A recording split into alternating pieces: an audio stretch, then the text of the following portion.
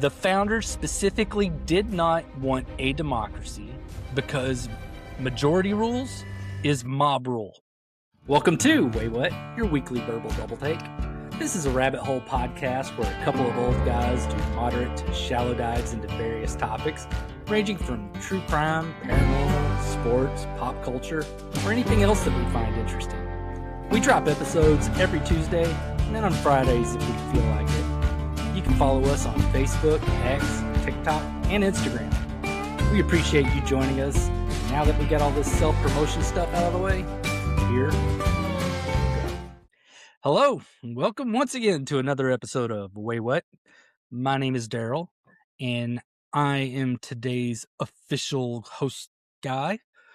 And here I am with the guy that voted for women's suffrage, but only because he mistook what it meant. Jason.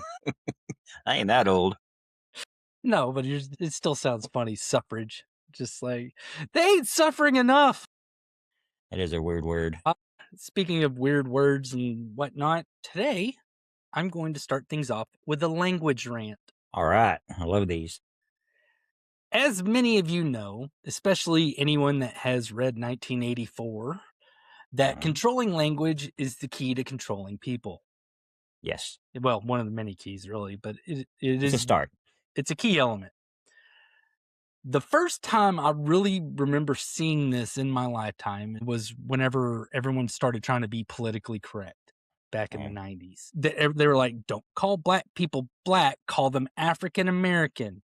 Unless, of course, if they're from South America, then you can call them Latin American. But, you have to talk to them first to figure out which. They can't just be Americans. I don't understand that. None of it ever really bothered me that much because all the black friends I've ever had just called themselves black and didn't give two shits if somebody else called them black or African American. Yeah. I actually did know a couple that would get irritated if they got called African American. Hey, motherfucker, I ain't from Africa. But what's, the little finger waggers get away with changing black to African American, then other groups started to test it. And it got to where can't say midget, got to say little person. Can't say illegal alien, got to say illegal immigrant. Can't say homeless. Well, you can't even say illegal immigrant nowadays. Yeah. They went really, really crazy, and now you're supposed to call them undocumented workers or undocumented persons. But yes, the homeless nowadays, you have to call them unhoused. Unhoused. Same fucking thing, but it's controlling the language. And then on top of that, you had to stop saying retard and had to start calling them politicians. Those two words are not an oxymoron. No, they're similes. They're synonymous. Yeah, they go together perfectly. I'm sure they're in a thesaurus.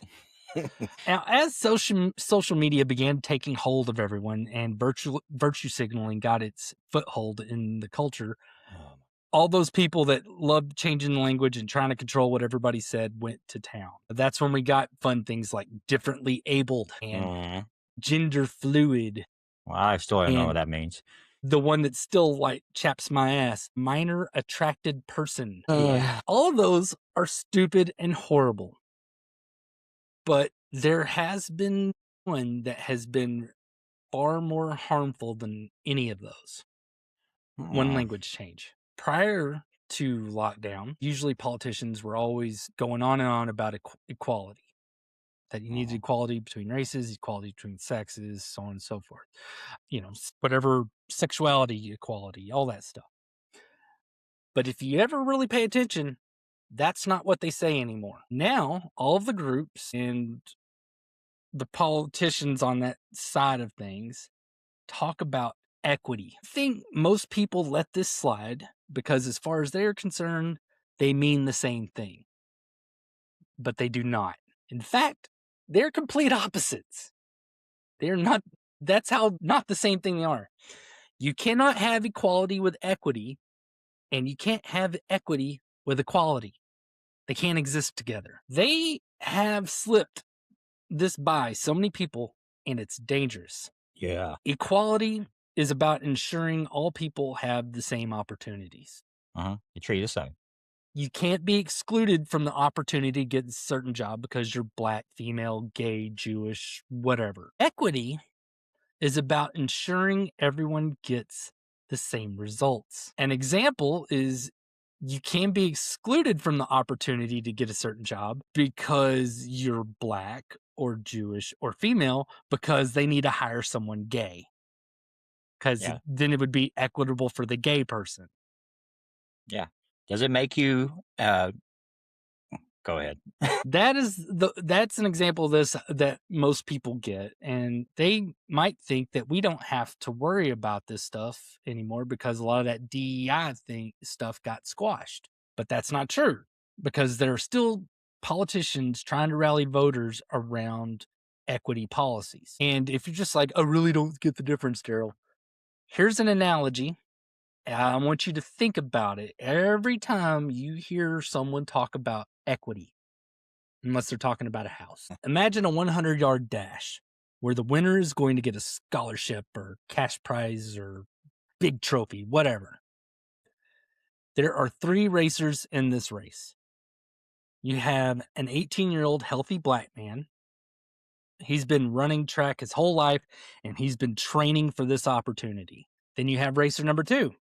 A 300-pound transgender man with blue hair and a septum ring. He saw this race and wanted everyone to see he was just as much of a man as any cisgender male. And then finally, you have a one-legged drug addict that got his leg amputated after shooting up heroin in between his toes, and it got infected, so they had to cut his leg off. He saw the ad for the race and wants to win the money so that he can go get more heroin. In an equal race, they would all line up at the starting line, and once the starting pistol fired, they'd all start running, and the black guy would absolutely smoke them. Yeah.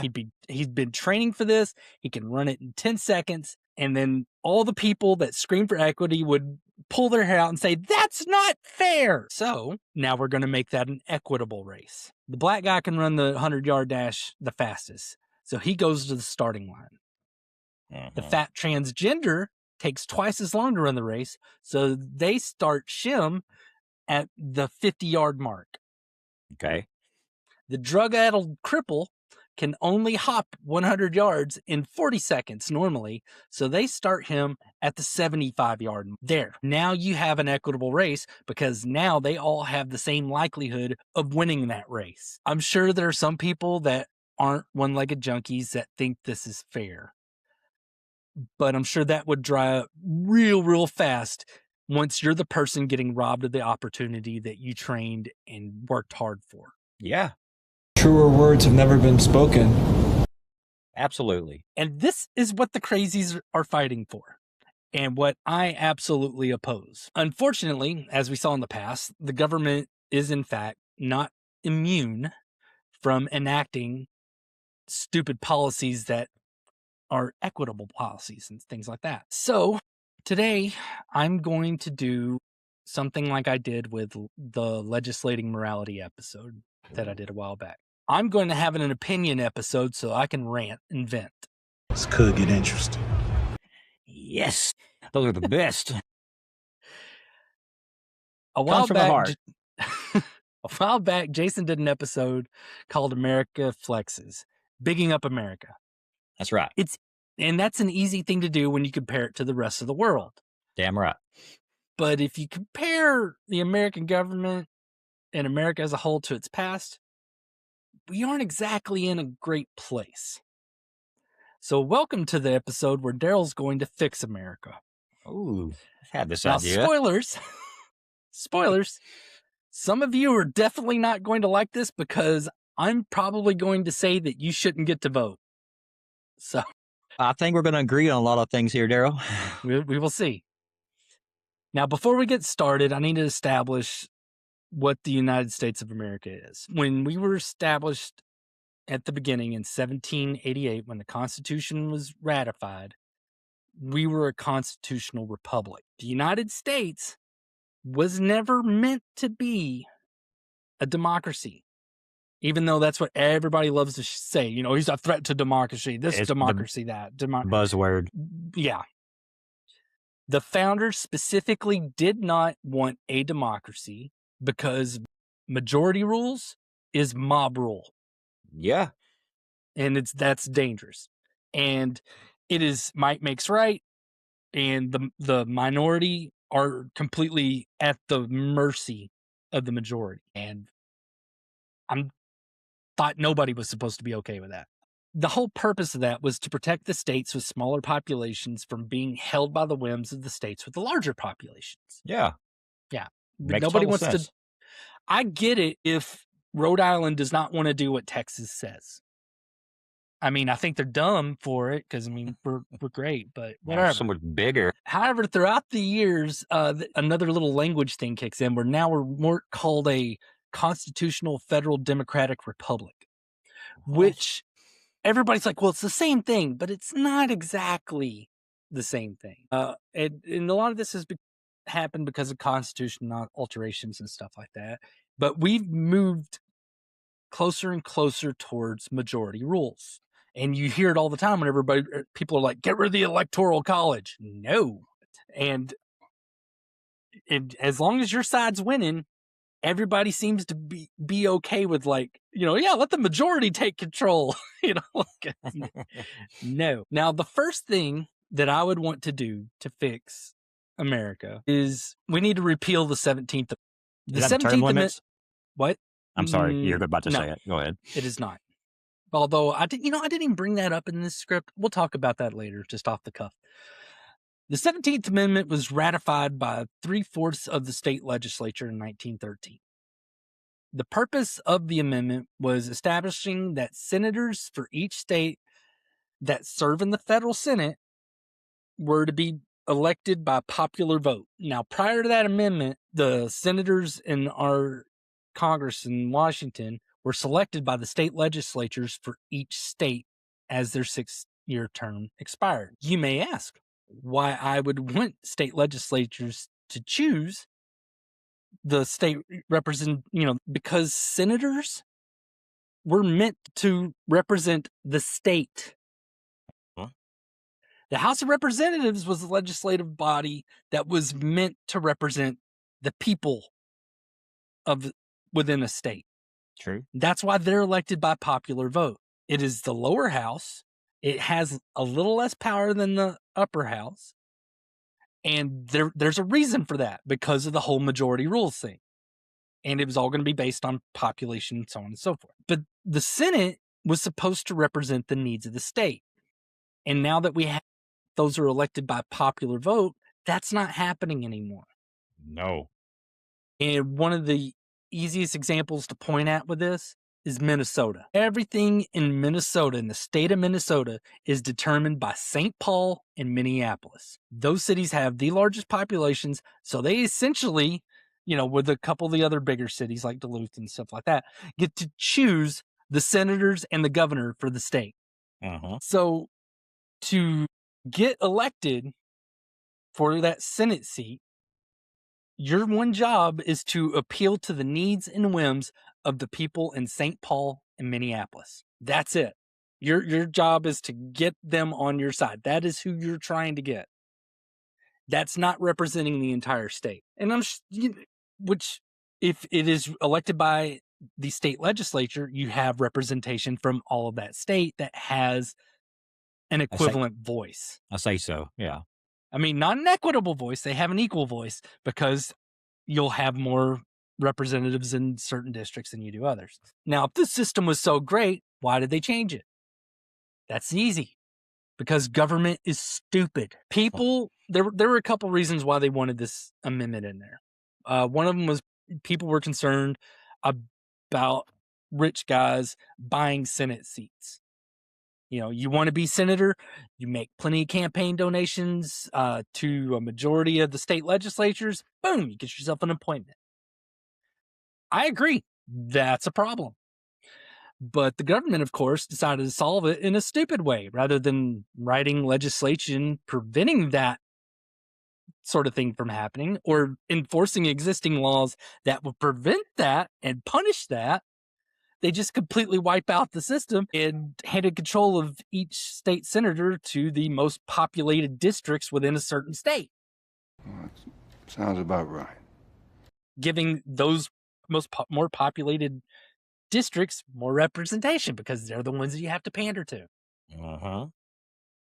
The other reason that they did this was a lot of times state legislatures would get deadlocked on the appointment. You know, it's like, you say you have like one that's a bit tight or whatever. My response to that, tough noogies. If you want your state represented in Washington, D.C., then do your fucking job and negotiate. You know, if you've got like a 52 to 48 majority, you're not going to get some hardliner that's just going to buy on your side. You know, depending on whatever the law was that you had to get them voted. I mean, if it was a simple majority, cool, whatever. But I mean, if you had to say have 60 or whatever, then you're going to have to get somebody that's more towards the center. It's negotiation. And what you have online is your representation in Congress. And if you want it, you'll fucking do it. Now, you may or may not care about this stuff, depending on if you live in a large city or you agree with like all those big city, big district ideas. But just because you get to pick who your state senator is, doesn't mean you're picking someone that truly represents the majority. That's because the majority of voters that is dominating the ballot box is an easily manipulated mob that can be swayed with emotional manipulation and divisive rhetoric. Yes. Do you think that I'm wrong? No. No, of course you don't. But if you do, you can look at Congress right now and see what's happening with the Save America Act. Oh, my God. That piece of legislation, according to polls, is supported by 51 to 71% of voters. Yeah. As it is. The voter ID parts, along with the keep making it sure to say legal immigrants can't, 80 to 84% support that. So you think, with that being the case, the majority and Congress is the representatives of the majority of that majority, that they would just pass it without a thought. Nope. But they do have thoughts because it threatens their power and position. That's their mistake. Yeah. Well, that and they can get away with it. I mean, and what's annoying though is with them flagrantly ignoring what the people they represent want. I guarantee you a majority of them will win their re-election bids in November because the mob can be easily moved to make sure that their side wins rather than the right person wins. That is what happens whenever you let the unwashed idiot masses make the decisions for everybody. Now, how do you fix it? You take away the votes of the idiot unwashed masses. Now, the emotional response from some of you out there is probably calling me a fascist or a racist or a sexist or some other ist that I haven't heard of yet. That is likely an emotional response from you because I haven't even said anything yet.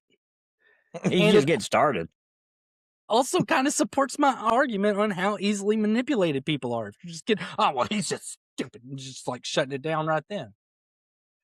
So before I get into my idea, let's dive into history first. In the early decades of the United States, the states dictated their voting requirements.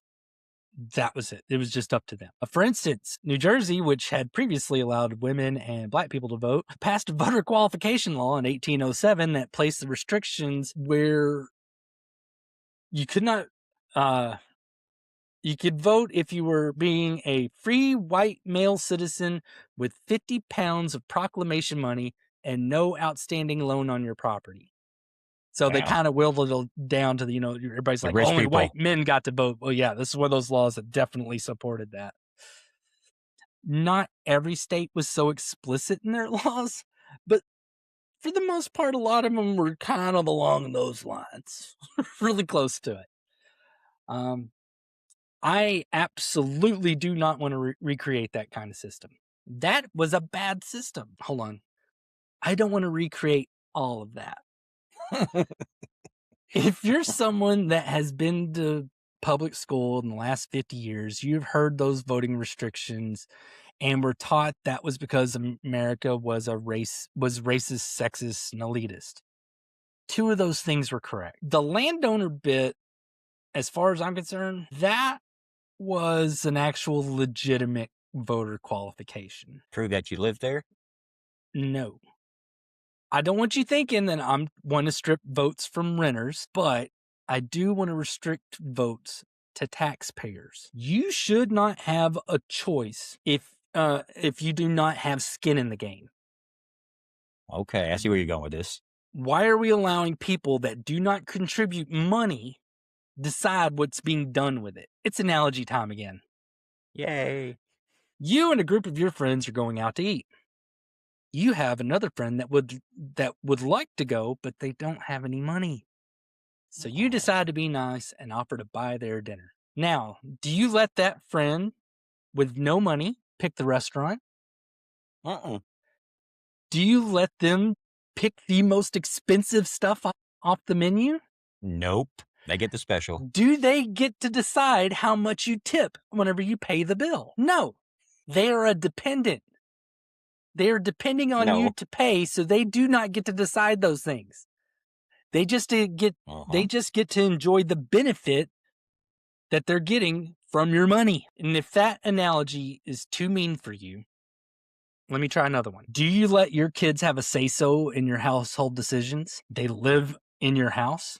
They depend on you to feed and clothe them. Do they get to help you pick what car you're going to buy? No. No. You'd end up paying $3,000 a month for a Lamborghini or the Oscar Mayer Wienermobile. They do not get a say-so because they do not carry the responsibility to keep that house functional and afloat. It should be the same with the government, that the people that fund it and pay for it are the ones that get to make decisions on who's making the choices with their money. Now, yeah, preach, preacher. Now, you might think that I'm being dumb because everyone gets income tax taken out of their paychecks. So I'm just being a mean guy trying to keep the unemployed from voting. Wrong. In 2022, 31.4% of all tax returns, so that's 50.7 million out of 161.3 million people that filed income taxes, got all of the money back that was taken from their paychecks for income tax in their tax refund.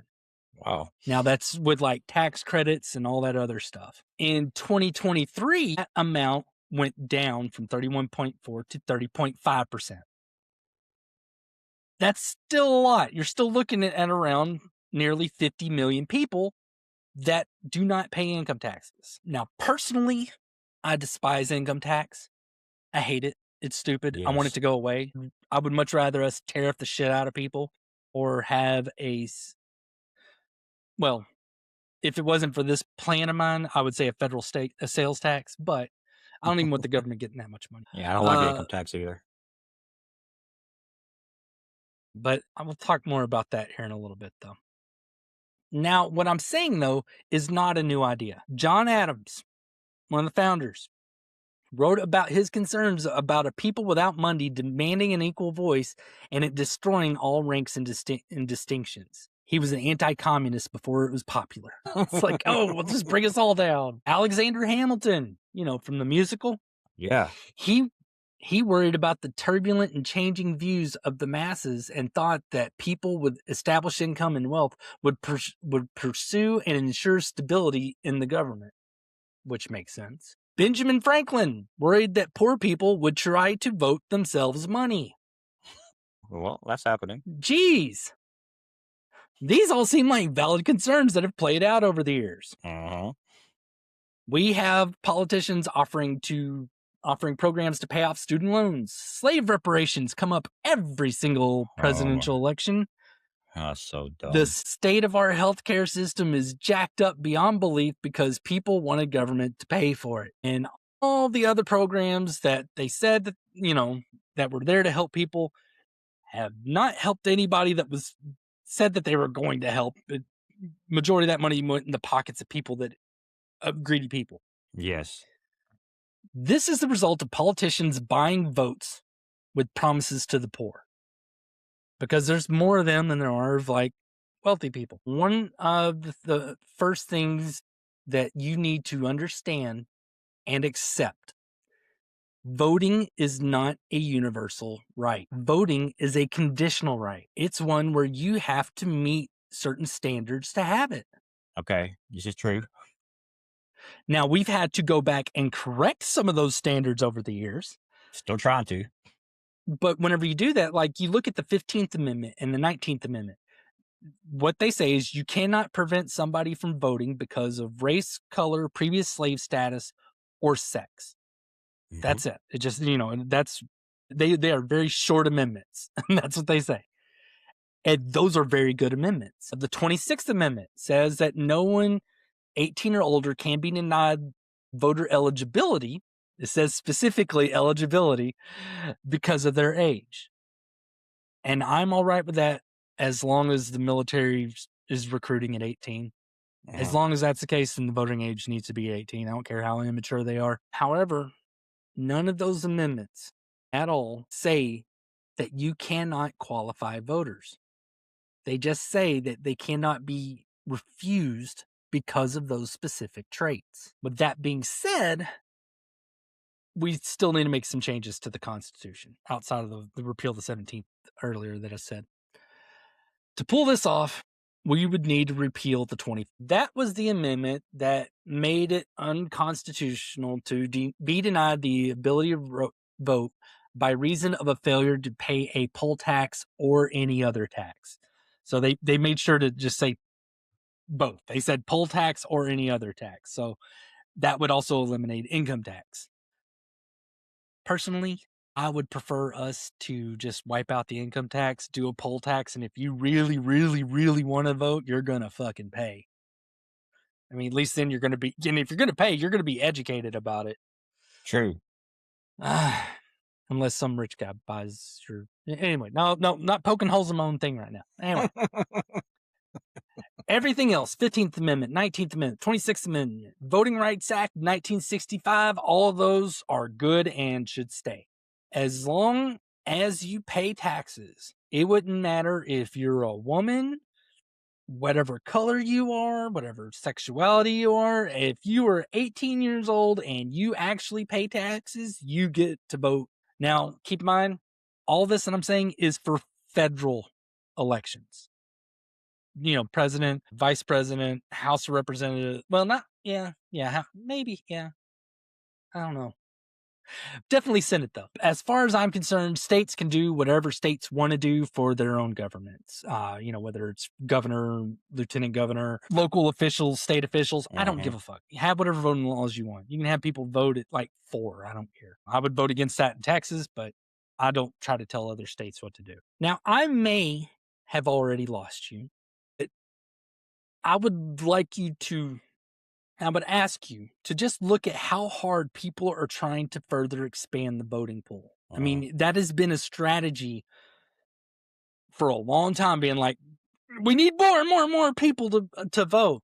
I mean, they are trying to get illegal aliens with an easier path to vote illegally. There are people that are actively trying to get convicted felons the right to vote. Jasmine Crockett, the blight of fucking Texas. Oh my God, that lady. What a moron! She supported the Democracy Restoration Act, which would allow any convicted felons the ability to vote once they're out of prison.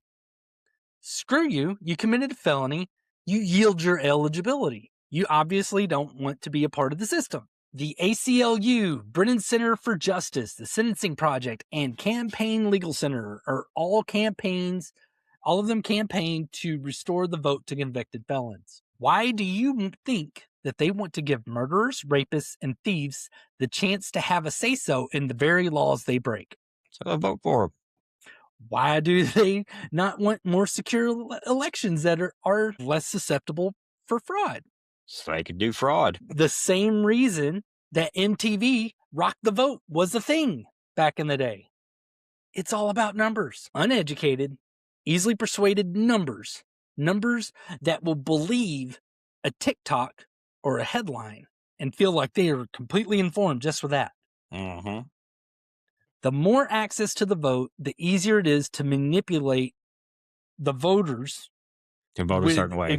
With exaggerated and incomplete information. Mm-hmm. It doesn't take a lot. No. It does and not.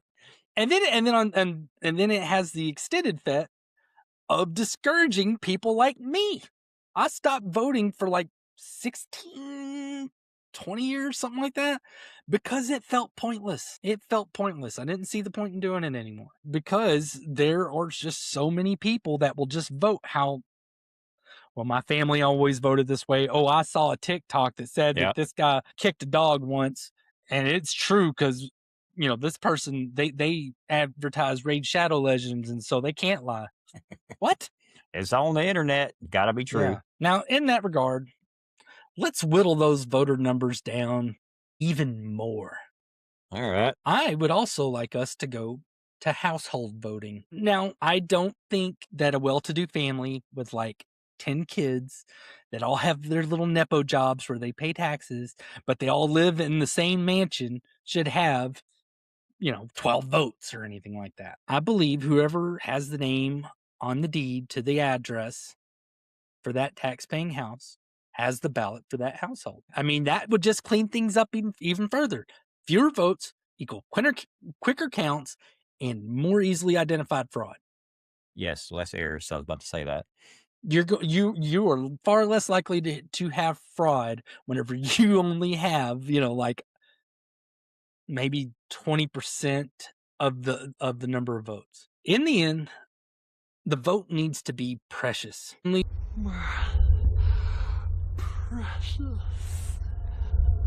the only way to do that is to reduce supply. That's how you make anything precious. Yeah. If it's all over the place, it's not precious at all. The people that have the vote need to be the people that own businesses or have a lot of money or just in general have a lot to lose. You might be like, wait, hold on, Darrell. Everyone has something to lose. Yeah, but what most normal people have to lose is at a very personal scale. Yeah. They're feelings. Well, not all of them are feelings. But they're things that you can fix and work on to improve yourself. You're worried about money? Go get a different job than the one you have. Worried that, even though you're you're not quite paying taxes, so you don't get to vote, but you want to help change the world, you can still run for office. I don't want to put any kind of limit on that. As far as I'm concerned, as long as you're not a felon, run for office. I don't give a fuck if you're dirt ass poor. I mean, if it has more value, there would be more thought put into it. I would like these changes, but honestly, the way people are nowadays, they're far too sentimental and overly empathetic to make pragmatic and logical choices like this. Now, one thing I did not remember to put in here that I would also want to change, I'm definitely a term limit guy. Yeah. I go a little bit further. There's some people like, well, yeah, you should only be able to be senator twice. Yeah, but then say you have a guy that's been a representative, say 3 times. Say we do term limit 3 times on representatives. That's 3 2-year limits. But then they get elected as senator. Well, there's a 6-year one and then another 6-year one. That's 12. That's 18 years. That is a career. Term limits need to ensure that there are not career politicians. I don't think that anybody should get to serve more, since the longest term limit we have is 6 years, or the longest term we have is 6 years. I don't think anybody should get to serve in office more than 12 years, period. I agree with that. Offices. I was reading something about this the other day, and the original plan was for after a senator or a House Representatives person would serve their time, they would be done and go back to their families and live out their normal life instead of making like you said, making a career. It was their civic doing duty. Nothing. Yeah, it wasn't something they weren't supposed to make a lot of money doing it. Right. Damn it, I gotta go. And now it has turned into a career where people get rich. Yeah. That was never supposed to be the case. No. And I mean, seriously, at this point, I know some people are like, well, Darrell, if you only do 12 years, then you would be able to get like somebody experienced like a senator as president. Yeah, good. I don't want anybody. I want people from the outside. I get that a lot of people hate Trump. I get it. He's an asshole. He's a dickhead. He's an outsider, though. Yeah. That has He approaches everything with a business mindset. Yep. Whether it is his international relations or whatever. And I don't agree with everything he does at all, but I appreciate the way he does it. He's not just carrying on the system. True. Yeah, and I can appreciate that. And I think with term limits, we would get that from all sides, both parties. Yeah, they would have to try a little harder, knowing they only have 6 years to get their point across, if they have one, or to do anything. Yeah. I mean, I would say that, at a federal level, you should only be able to serve 12 years in any position other than Supreme Court. Which is still kind of weird. Well, what with the lifetime? Well, there are people that are against that. I'm not, because at that point, they're not beholden to anybody. The second they're getting in, the only thing they're beholden to technically is the American people. Now, that's not always the case, because we've seen them make some whack-ass decisions. But, I mean, like, Souter was one of the most liberal justices we've ever had. And if I remember right, he was appointed by Reagan. I mean, it is one of those things that whenever they get into office and they get established, they're not beholden to a party. They don't have to worry about campaign contributions or anything like that. Now, that being said, then again, you kind of hear that. What's that lady's name? The idiot that's in there now? KG. Kenjay Jackson Brown, or that woman's retarded. She's retarded. I mean, and it's not because I disagree with her. Like, I don't agree with Sotomayor on a lot of things, but she still approaches things from like a legal standpoint. Mm-hmm. And I don't necessarily need somebody that's going to do like I've read various Supreme Court opinions throughout the years, and some of them are whenever they use a lot of legalese, it is sucks trudging through them. Yeah, snooze fest. One of my favorite things to read were opinions and dissents from Scalia. Scalia used plain language, and it was great. But he also had a very good legal mind. But yeah, that lady, what was it that she said that was just like the utterly retarded thing that was in one of those cases where like everybody played it and everybody kept like, what the fuck? I even heard like a Sotomayor was like, looked at her like, are you crazy?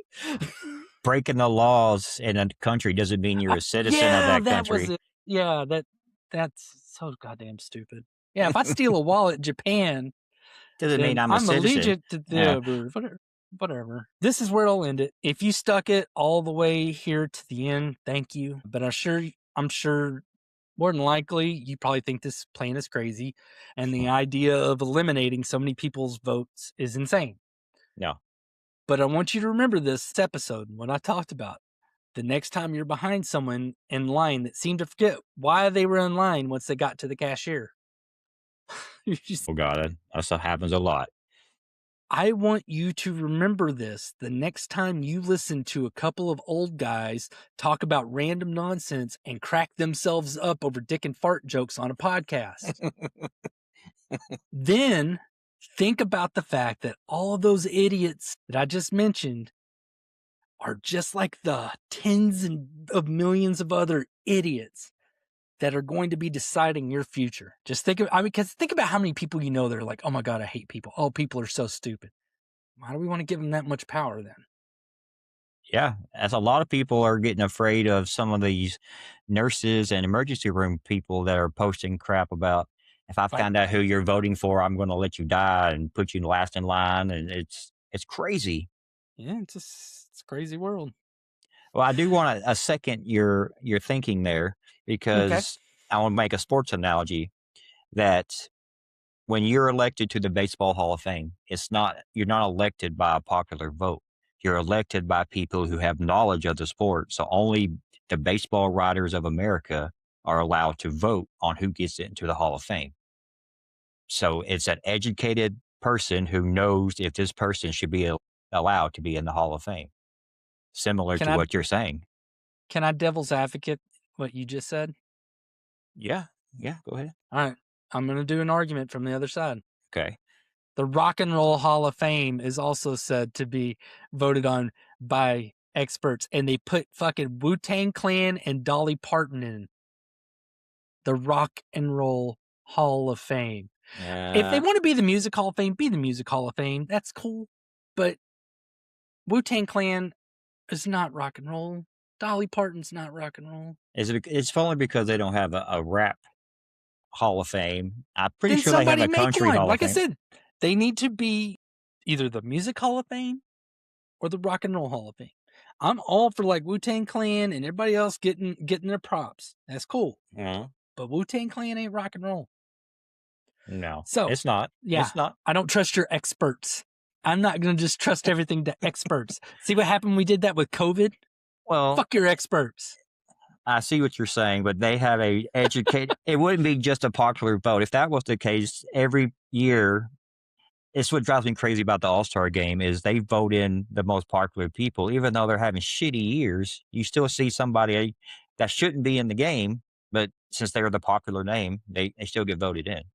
My analogies were better because mine were all about you having skin in the game. Mm-hmm. You having something at risk to lose. People that vote on Hall of Fames don't have anything to lose, and that's how Dolly Parton and Wu-Tang Clan end up in the goddamn Rock and Roll Hall of Fame. Well, I'm pretty sure the baseball writers can lose their ability to vote. They'll give it to somebody else. You have to be able to keep that vote. It's not for every baseball writer. It's only for a select number. Okay. All right. Your analogies still aren't as good as mine. I got to throw baseball in there wherever I can. Okay. Well, join us next time when Jason, if he isn't too busy coaching all of his kids that are over 18, which is almost all of them now. Almost. On A few more months. On how to vote. He's going to you vote how I tell you to vote. Yeah. And if he's done with that, he'll tell us some things that'll make us say, wait, what? Sure will. Yeah, he'd be like, hey, who are you voting for? Yeah, that's right. You do. Anyway, all right. Bye. Later. Thank you. Us for this episode of Waywut. This show's available on YouTube, Good Pods, Spotify, Apple Podcasts, and pretty much anywhere you listen to podcasts. We'd love to hear from you. Please comment on what you just listened to, pass along episode ideas, or just talk to us at Waywut Podcast in our Facebook group or on TikTok, Instagram, or X. Again, we really appreciate you joining us. Come back again to hear about some stuff that will make you say, wait, what?